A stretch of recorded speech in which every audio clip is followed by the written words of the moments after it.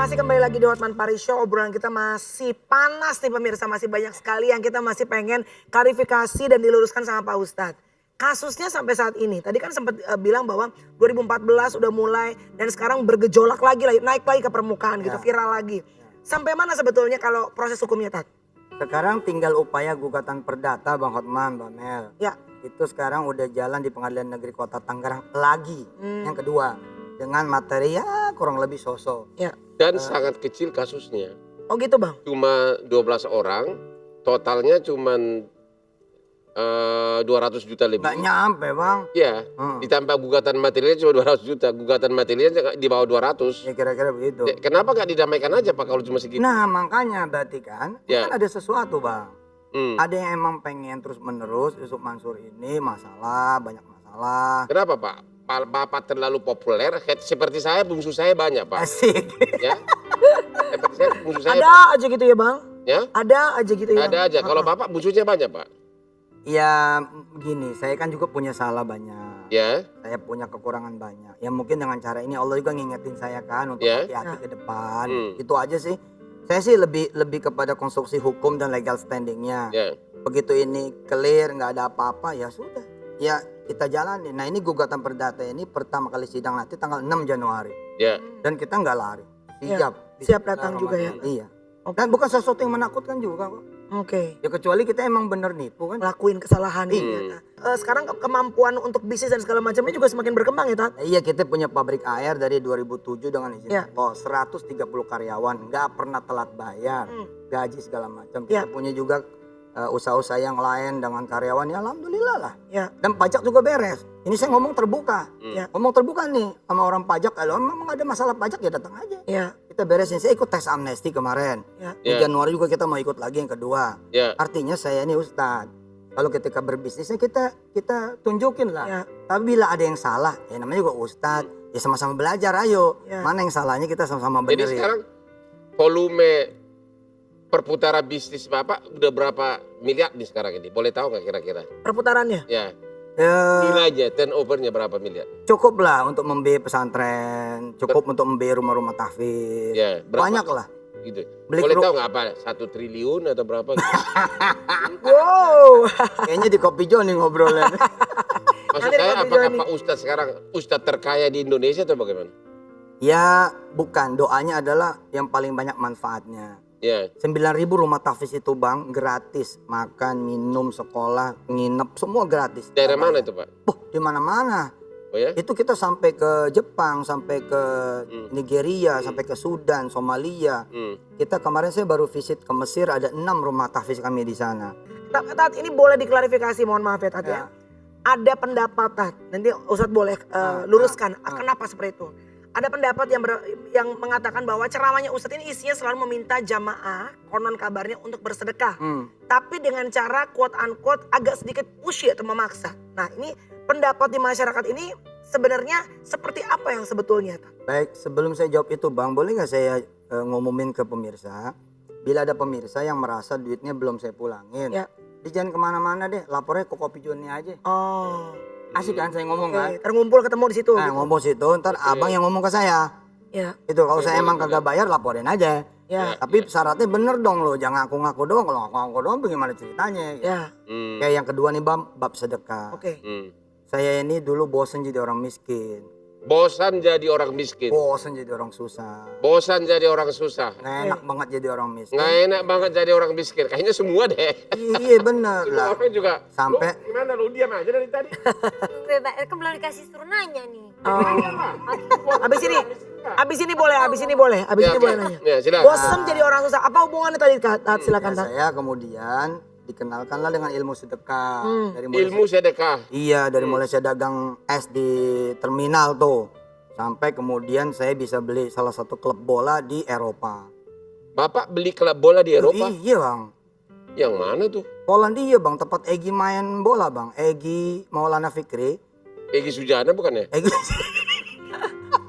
Terus. Egy pemain bola Indonesia tuh yang main di Polandia. Iya. Itu Lesia Gdańsk. Ya, Nah, kita sama dia. oke. Sahamnya kecil tapi dulu di media Eropa ditulisnya adalah Indonesia Hello European, Ya, we are coming gitu loh. oke. Jadi saya pikir kan penonton bola kita banyak, yang fans Liverpool banyak, fans kemudian Real Madrid, Manchester United, Manchester City banyak. Tapi kenapa lu cuma jadi penonton doang? Sedangkan LeBron aja cuma satu pemain NBA basket bisa punya 2,5% saham di Liverpool. Nah waktu itu kita pukul teng gitu supaya kita kemudian masuk menjadi pemilik. Saya merindukan Bang suatu saat nanti kita menjadi pemenang Piala Eropa. Kan bingung kan? Iya. Kita Indonesia, tapi kok Piala Eropa kita yang menang? Iya, karena semua stadionnya milik orang Indonesia. Indonesia. Oke, jadi terus Bapak beli klub bola, terus Ya, beli bola. Apa yang terjadi?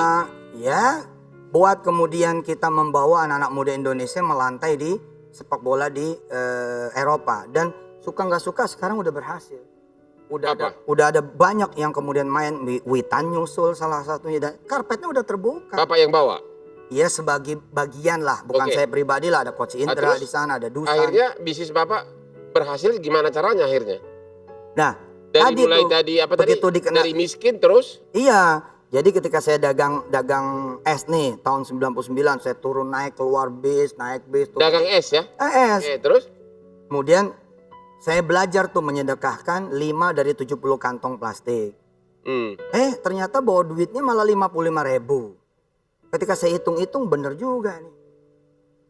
60 kantong, 70 kantong, 30.000. 5 kantong kali 10 kan balasan per puluhan. Kalau di Kristen tuh per puluhan. Ya. Puluhan. Ya kan per puluhan Ya, kan. betul. Ya. Nah kalau kita kasih 5, sedangkan 5 itu harganya 500 perak, berarti 2.500. Nanti Allah balas 10 kali lipat 25.000. 25.000 tambah 60 kantongnya sisa yang gua bawa 55. Hari kedua Bang saya sedekain sama termos-termosnya. Jadilah kemudian gerobak. Begitu gerobak saya sedekain lagi, kemudian saya kerja sama PBB waktu itu sama United Nations yang WHO. Dibayar 50.000 per hari tahun itu. Saya mikir gila ya ilmu sedekah ya. Akhirnya saya pencet terus, cebak, bak, saya injak terus. Sampai kemudian akhirnya dibukalah rezeki sama Allah. Nah saya kalau ngelihat orang-orang susah tuh, saya kayak maksa gitu loh. Kayak lampu merah itu kan kalau nggak dipaksa berhenti lu celaka. Gue lagi seneng jalan kok nggak bisa, ini lampu merah, lu harus berhenti. Lagi enak-enak menikmati pemandangan, lampu hijau, lu harus jalan. Ini pemaksaan nih, saya lagi enak nih lampu merah, nggak bisa, lampunya udah hijau. Nah kita kan juga gurunya bukan guru renang. Ya. Kalau saya guru renang, ya gue paksa renang lah, ya kan? Kalau gue guru senam, gue paksa senam. Gue guru masak, gue paksa masak. Lah gue lagi ngajar sedekah, ya gue paksa sedekah lah. Nah, di sini yang rancunya orang menuduh saya memakan duit sedekah. Padahal dari dulu saya nggak pernah makan duit Bang. Dari dulu saya makannya nasi. Jadi duit sedekah itu Bapak kemanain? Itu terserah panitia. Oh. Kan diundang nih sama panitia. Saya hajar nih ngomong sedekah, bang. Dan saya udah tantangin terbuka. Termasuk hari ini saya tantangin. Anda ada panitia nih dari tahun 99 sampai tahun 2021 yang pernah ngundang saya. Bila ada 1, saya pasang tarif. 2, saya bawa duit Anda. 3, sedekahnya saya gondol. Langsung lapor ke Kopi Joni, kalau bener saya langsung berhenti jadi ustadz. Berhenti dah gue ngajar. Ngapain sih kita bawa duit orang? Kira-kira begitu. Artinya ini terbuka loh. Ini layar kaca loh. Jadi Ustadz sekaligus juga membenarkan bahwa memang Ustadz dalam berbagi syariah ya, berbagi khotbahnya memang sering quote unquote memaksa karena Ustadz merasakan dulu dari susah berkat bersedekah Jadi terangkat gitu segala sesuatu. Tapi kan maksanya bukan nyopotin loh Bang. Maksanya jadi kan kekayaan Bapak itu akhirnya sumbernya dari apa? Dari bisnisnya itu dari mana? Iya bisnis asli, kita ada bisnis food, ada beverage, ada hotel, ada travel. Sumbernya dari mana dulu duitnya? Ya sumber halal lah. Misalkan Halangnya dari mana? ya kayak Wirda putri saya, dia jualan kosmetik. Anak sekecil aja transaksinya udah lumayan. Nah saya dari situ ada. Ada aja Bang, orang kalau ahli sedekah Bang, kalau dia rajin ngeluarin duit buat orang lain, percaya omongan saya, itu ada aja rezekinya.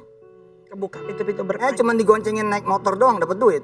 Nggak percaya loh? Saya banyak sedekah sama wanita Berarti, cantik. Iya. berarti boleh tanya nggak? Boleh. Berarti kalau misalnya kita bersedekah itu tidak harus dengan nominal ya? Yes. Seberapa besar gitu? Iya senyuman sedekah, menyapa orang sedekah. Udah dapat lebih tuh berarti? Ya lebih. Mantap dong.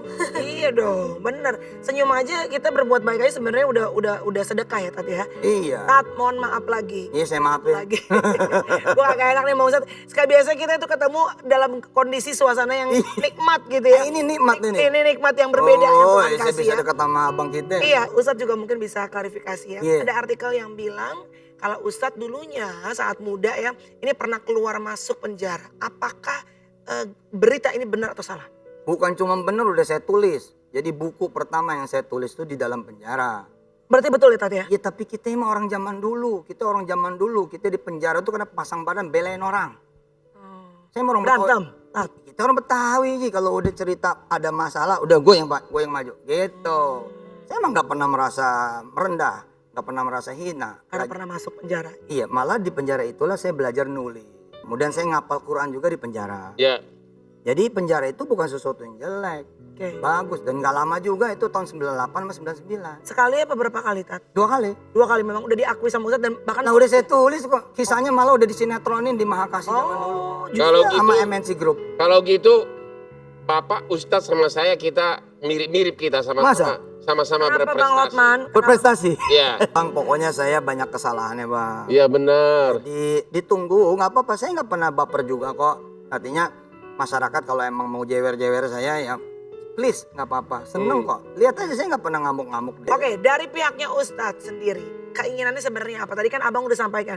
Udah kalau kasus begini tadi menurut Abang kenapa nggak didamain aja? Ya kan Ya Bang? karena memang yang sekarang ini kan cuma satu kasus. Saya lihat gugatan perdatanya sangat jumlah duitnya kecil banget Ya, dibandingkan dengan proyek yang cukup gede begini. oke. Ya kok Ya kenapa udah nggak dipulangin tanya pula, aja gitu ya. loh.